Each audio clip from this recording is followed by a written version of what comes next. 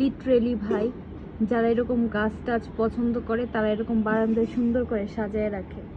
But আমার একটাই কষ্ট, আমার রুমের বারান্দা নাই। তাই আম্মুর বাসায় এই বারান্দায় সুন্দর করে আমি এখানে ছবি তুলি, ভিডিও করি, তারপর এখানে প্রায় সময় এসে বসেও থাকি। ভাই কত সুন্দর লাগতেছে এখানে যখন রাতে একা একা বসে থাকি, বাতাস আসে, তখন যে কি একটা শান্তি লাগে বলে বোঝানোর মতো না।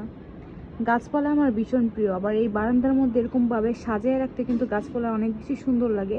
কিছুদিন আগে ছিল পুঁইশাক, পুঁইশাক এখনও আছে, এই যে পুঁইশাক গাছ দেখতে অন্যরকম একটা শান্তি লাগে। আসলে বুঝলাম না কেন আমার এত ভালো লাগে বারান্দার মধ্যে গাছপালা লাগানো।